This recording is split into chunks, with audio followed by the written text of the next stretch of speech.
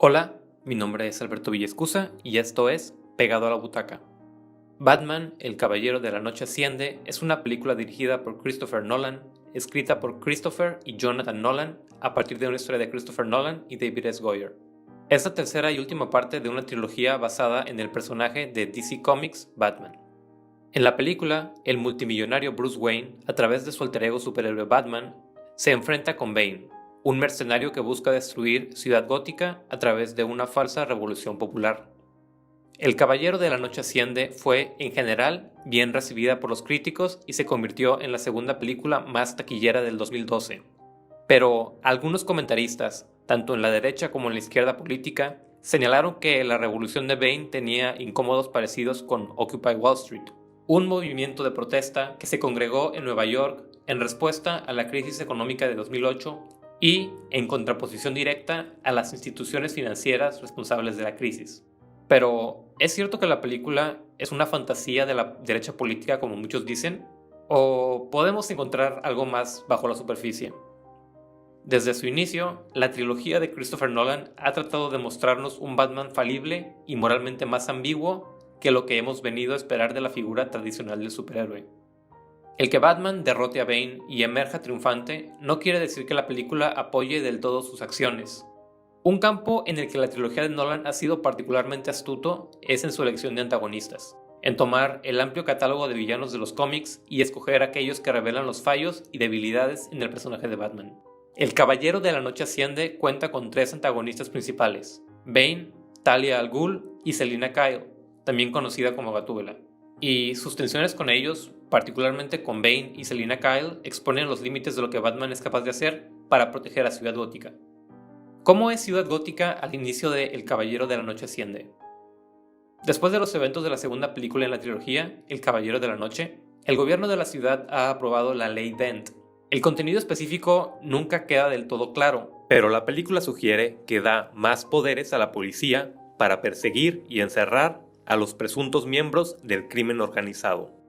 A primera vista, esto parece haber funcionado. Las autoridades de la ciudad hablan de un periodo de paz y orden, pero más adelante se revela que la ley no ha atacado los problemas de raíz.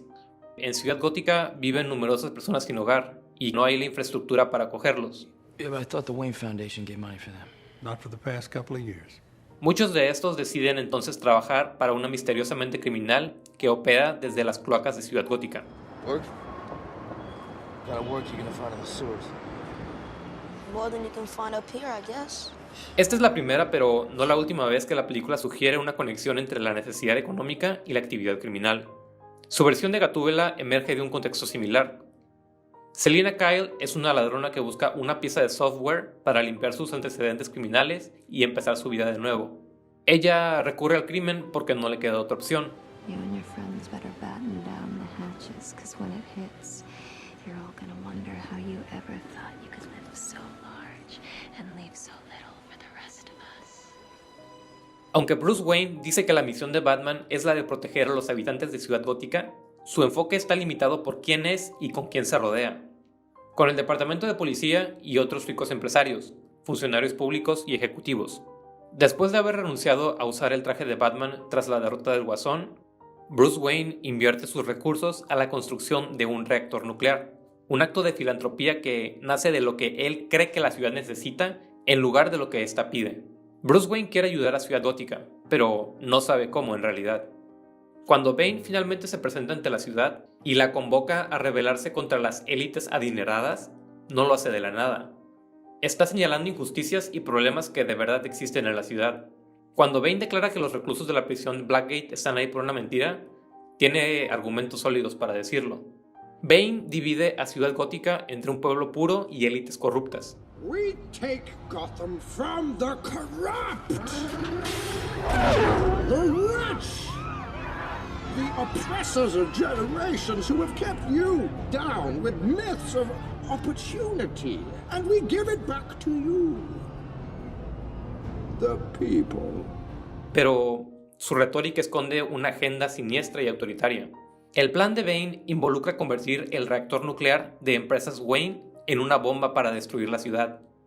Aunque esta decisión narrativa desentona con el enfoque realista que Nolan venía construyendo, Es más o menos elegante que Bane use un producto del ego y vanidad de Bruce Wayne en su contra. Aunque el Caballero de la Noche Asciende termina con lo que parece ser el heroico sacrificio de Batman, también sugiere que Ciudad Gótica está mejor sin él. La mansión Wayne, el hogar histórico de la familia, es convertido en una casa hogar para los jóvenes necesitados.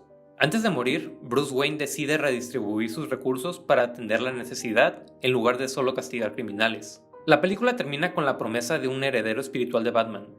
Aunque como Bruce Wayne, John Blake es un huérfano, es también alguien que se crió en relativa pobreza y que renunció a los métodos de la policía después de desilusionarse con cómo funciona en realidad. Él es Batman, pero mejorado. Él puede ver lo que Bruce Wayne no puede. Christopher Nolan ha dicho que los elementos políticos de la película son simplemente un trasfondo para la historia. A pesar de esto, la película parece genuinamente curiosa con cómo funciona una sociedad desigual y cómo Bruce Wayne, una persona de intenciones nobles pero enorme privilegio, encaja dentro de ella. Preguntar si Batman, el Caballero de la Noche Asciende, tiene algo que decir sobre el mundo en el que vivimos, seguramente no nos llevará a una verdad definitiva sobre la película. La trilogía de Nolan ha sido celebrada en numerosas ocasiones por su realismo y relevancia. Y aunque no sea del todo claro lo que quiere decir, vale la pena explorar las preguntas que plantea.